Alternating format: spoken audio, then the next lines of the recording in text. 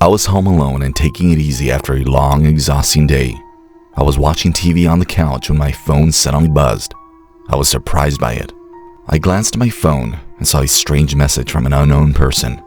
It told me to look out my window.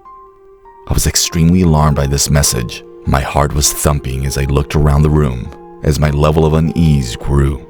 Who could have sent me a message that was so ominous? I walked up to the window, but held off on drawing the curtains. The atmosphere was eerily quiet, and the moon was casting a hazy light on the street outside.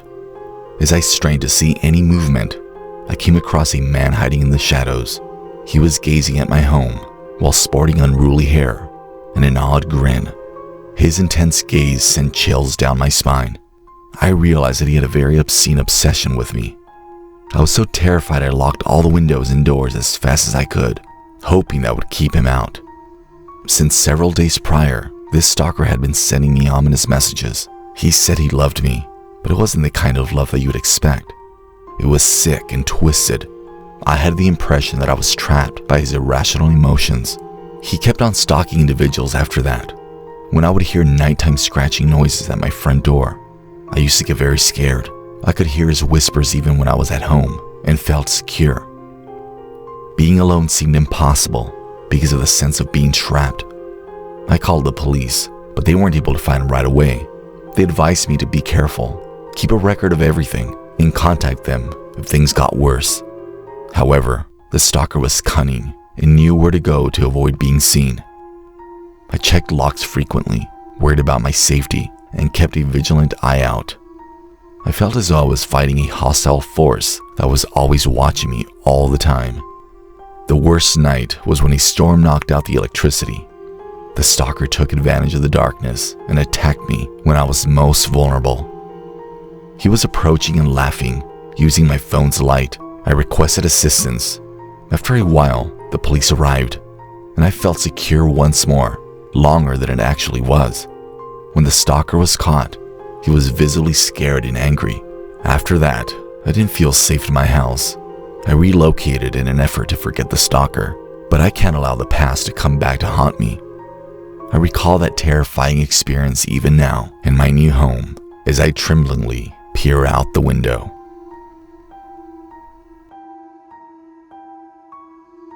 It all started when this new kid, Alex, started our new high school. At first, I thought, okay, there's a new guy in town. But then things got weird. I used to see him every day. He was always with me, hidden behind me, looking at me with cold, lifeless eyes. I tried to dismiss it as coincidence, Maybe that person also took the same class. But no, it wasn't. He followed me from my first history class to the cafeteria. Even during sports, it was always there, hidden in the shadows like a vine.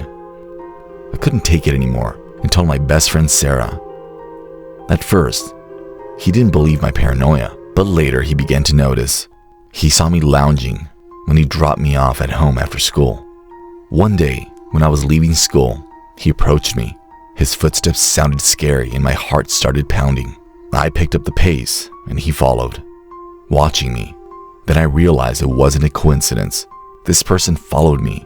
I panicked and called Sarah to tell her that Alex was following me again. He came running and we entered a nearby supermarket. We thought, or at least hoped, that we would wait until he lost interest. Time passed slowly, and when I finally looked out, he was gone. I decided it was safe to go home, but when I went outside, he was hiding behind a tree and laughing like a madman. Panic set in, and I felt my heart pounding. Without thinking, I ran and Sarah followed. We ran through the streets and neighborhoods trying to lose him. I heard his heavy breathing and footsteps behind us. As I approached the park, despair came over me. We went to the playground to find someone to help us, but the park was empty, and the swings creaked ominously in the wind. He was still behind us and reached out to grab me. Then I saw a glimmer of hope. Sarah met a park ranger and called for help, and he ran towards us. Realizing he was outnumbered, Alex retreated. The maintenance man called the police and took Alex away. It turned out he had a history of stalking. The nightmare was over, but I couldn't shake the feeling that it might come back, like it was stalking me. I will never forget those eyes, those horrible, lifeless eyes.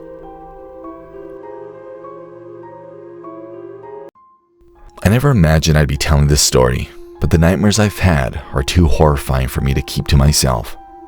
Everything started out innocently enough with just a friendly social media message from an unidentified person. However, what at first seemed to be unimportant attention soon changed into a terrifying nightmare. His first few texts were adorable and charming. He exclaimed how much he loved my smile and how my eyes were like magical pools as he gushed about me. To be honest, it was flattering at first, but as the days passed, his messages became more and more obsessive, with a possessive undertone that made me shudder.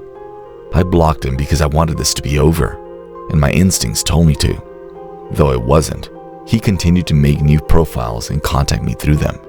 He kept showing up in my notifications, like he knew everything I did and thought. I changed my privacy settings in the hopes that it would finally give me some peace, but he always managed to get in.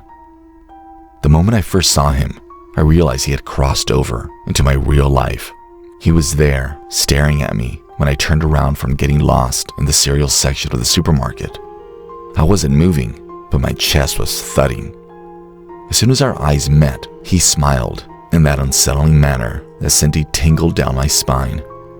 Though the situation was far from over, I hurried out of the store. He began to appear at my preferred coffee shop, the park where I ran, and even in front of my place of employment. I had the impression that I was living in a horror movie because he was the obstinate stalker who wouldn't leave me alone. I told my family and friends, but they weren't as serious about it as I was.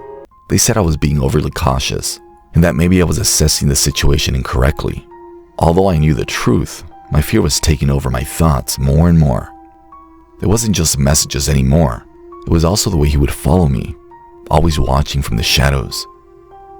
I chose to go for a late-night run one evening to organize my thoughts. I would be ashamed of that mistake for the rest of my life.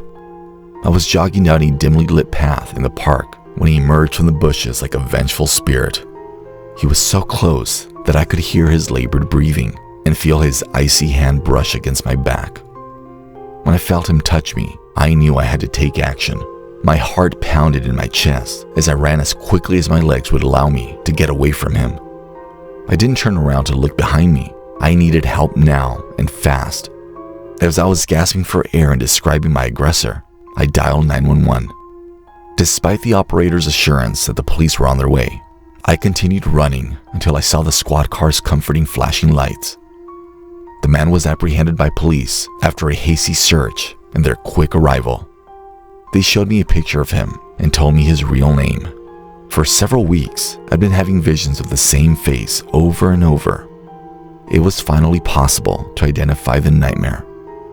After I filed charges, he was put behind bars, but the ordeal of those months has followed me around.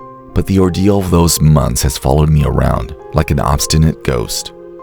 Since then, I've moved, had my phone number updated, and tried to maintain as much privacy as I could on my social media accounts. The fear that one day he'll come looking for me still consumes me.